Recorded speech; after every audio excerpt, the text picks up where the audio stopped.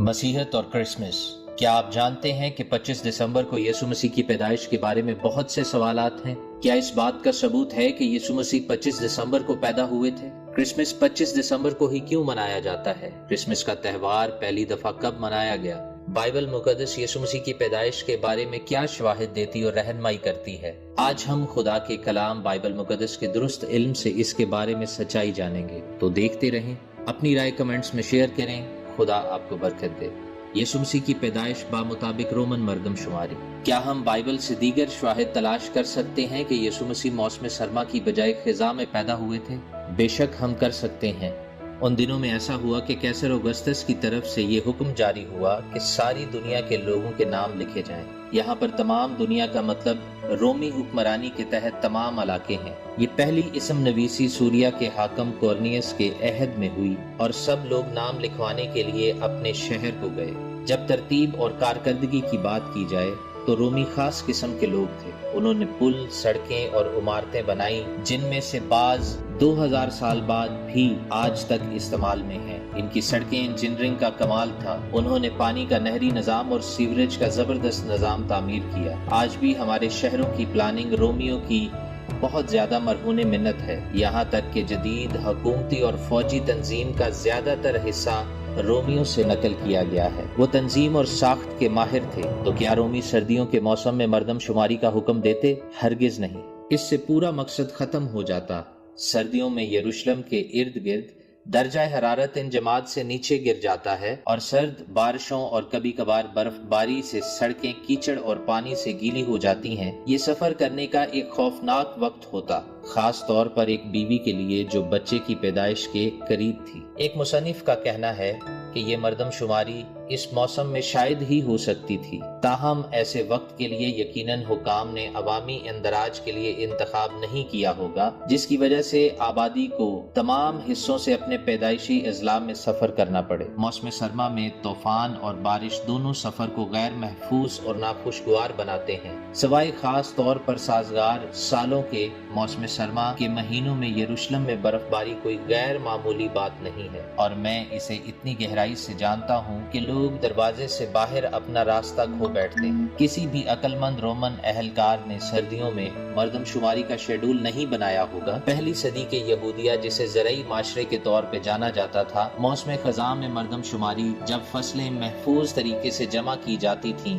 बहुत ज्यादा मायने रखती थी। बैतलहम में जगह क्यों नहीं थी? लूका की अंजील में अपने मौजू को दोबारा उठाते हुए हमें यीशु मसीह की पैदाइश के हकीकी वक्त के लिए दीगर बाइबली सबूत मिलते हैं। बस यूसुफ भी गलील के शहर नासरत से दाऊद के शहर बैतलहम को गया, जो यहूदिया में है, इसलिए कि वो दाऊद के घराने और औलाद से था, ताकि अपनी मंगेतर मरियम के साथ जो हामला थी नाम लिखवाए। जब वो वहाँ थे तो ऐसा हुआ कि उसके वज़ाए हमल का वक्त आ पहुँचा। हम नहीं जानते कि उन्होंने कितने वक्त का सफर किया और ना ही कि वो मरदमशुमारी के लिए कितनी देर वहाँ मौजूद रहे। जरूरी नुक्ता ये है कि दुनिया की तारीख में सबसे अहम इंसानी पैदाइश इन हालात में हुई और उसका पलौठा बेटा पैदा हुआ और उसने उसको कपड़े में लपेट कर चन्नी में रखा, क्योंकि उनके वास्ते सराय में जगह ना थी। लेकिन बैतलहम में यूसुफ और मरियम के लिए जगह क्यों नहीं थी? हम इस वक्त की सकाफत को समझने के लिए बहुत कुछ सीखते हैं। अगर हमने टाइम फ्रेम को दुरुस्त तरीके से इस बुनियाद पर परखा है कि यूहन्ना का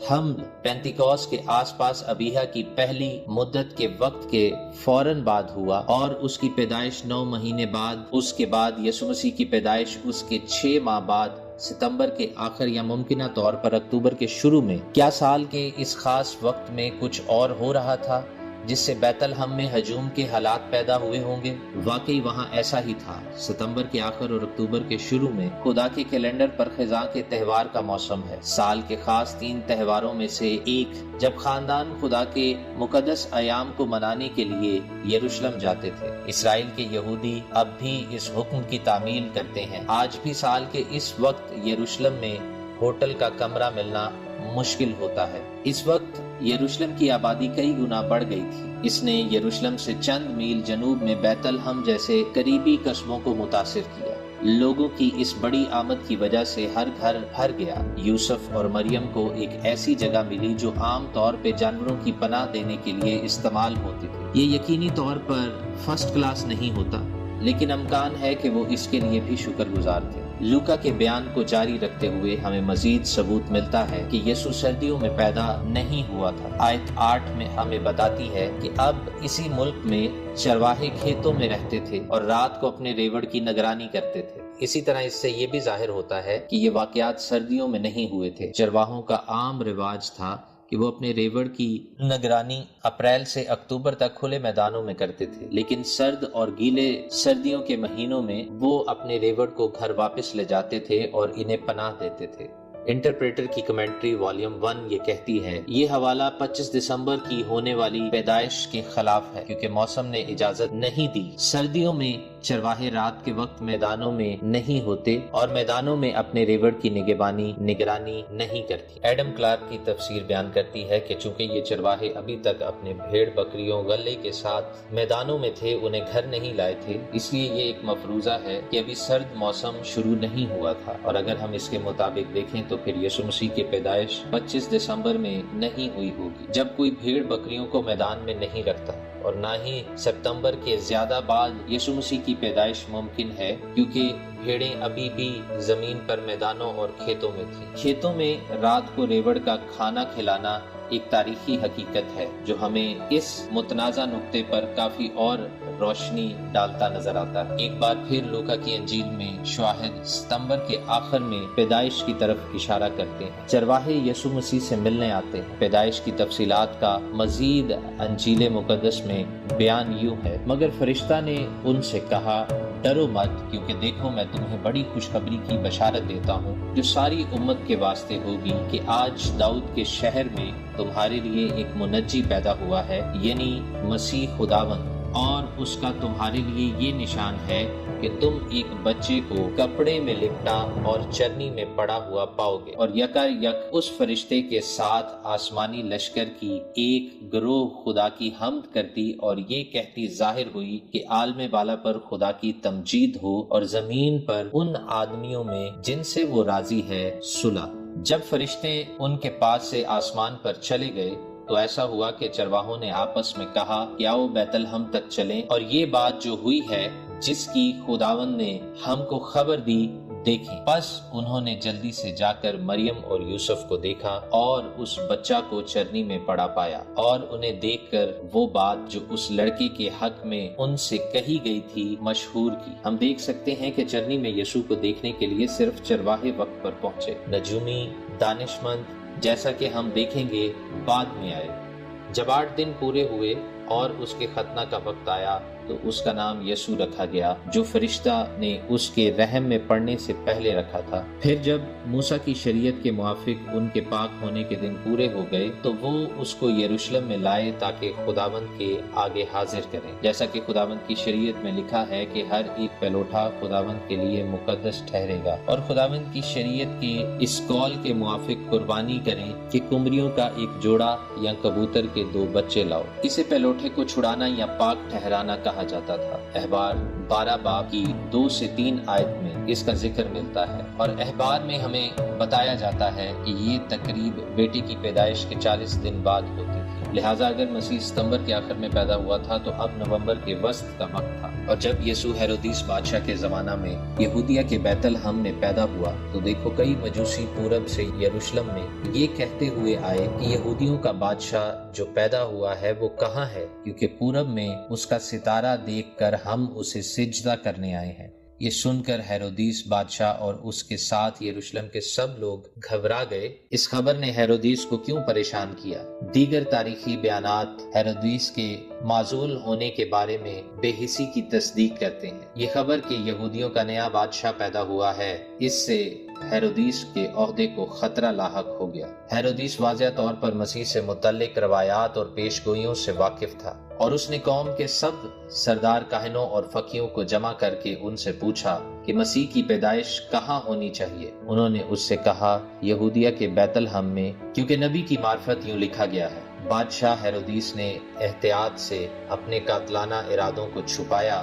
اس پر ہیرودیس نے مجوسیوں کو چپکے سے بلا کر ان سے تحقیق کی کہ وہ ستارہ کس وقت دکھائی دیا تھا، اور یہ کہہ کر انہیں بیت لحم کو بھیجا کہ جا کر اس بچے کی بابت ٹھیک ٹھیک دریافت کرو اور جب وہ ملے تو مجھے خبر دو تاکہ میں بھی آ کر اسے سجدہ کروں۔ غور کریں کہ اب ہیرودیس نے یسوع کو ایک بچے کے طور پر نہیں بلکہ اس نے محسوس کیا کہ دانشمندوں کو ان کے سفر میں کتنا وقت لگا ہوگا۔ ممکنہ طور پر پارتھیا یا بابل کے آس پاس کے علاقے سے، جہاں صدیوں پہلے اسرائیلیوں اور یہودیوں کو جلا وطن کیا گیا تھا، ہیرودیس کو معلوم تھا کہ ستارہ کب سے نمودار ہوا تھا اور وہ ایک نوزائیدہ بچے کی تلاش میں نہیں تھا بلکہ ایک لڑکا جس کی عمر اب کافی زیادہ تھی اور اس کے عہدے کے لیے کسی بھی خطرے کو دور کرنے کے لیے۔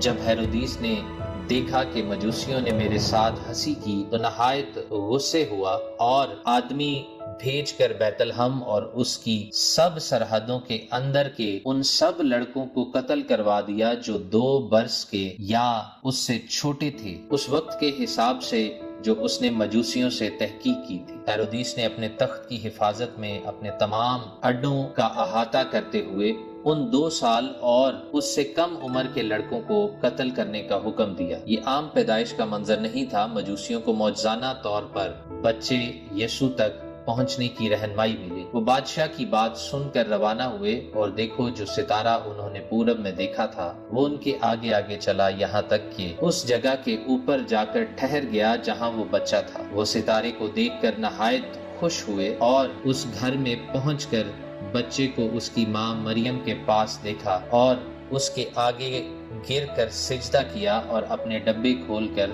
سونا اور لبان اور مر اس کو نظر کیا۔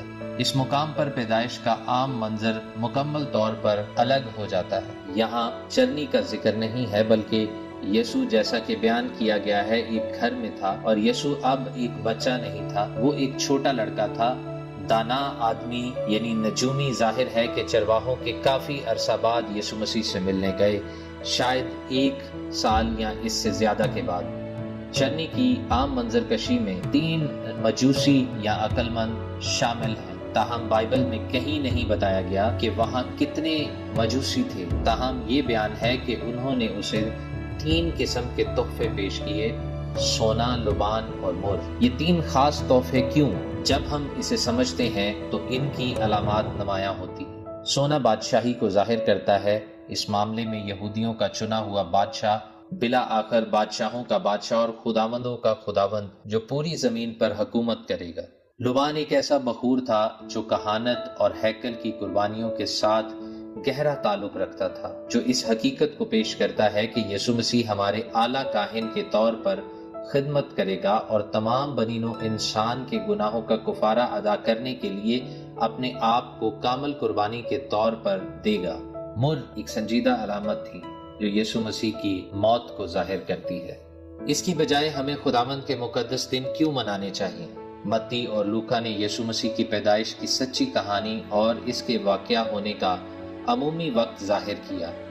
یوحنا بپتسمہ دینے والا موسم بہار میں پیدا ہوا تھا، یسوع 6 ماہ بعد پیدا ہوا، شاید ستمبر کے آخر میں، ممکنہ طور پر اکتوبر کے شروع میں۔ چرواہے فوراً تشریف لائے اور نجومی، ان کی تعداد نامعلوم ہے، بہت بعد میں پہنچے۔ یہ افسوسناک ہے کہ سچائی کو انسانی روایات نے اس قدر بری طرح کچل دیا ہے۔ یہ بھی افسوسناک ہے کہ لوگ بائبل کی واضح ہدایات کو نظر انداز کرتے ہیں اور اپنی ایجاد کرتے ہیں، خود سے روایات بناتے ہیں۔ یسوع نے خود اپنے زمانہ کے مذہبی رہنماؤں کی مذمت کی جو ایسا کرتے تھے۔ یوں تم خدا کے کلام کو اپنی روایات سے جو تم نے جاری کی ہے باطل کر دیتے ہو اور ایسے بدھیرے کام کرتے ہو۔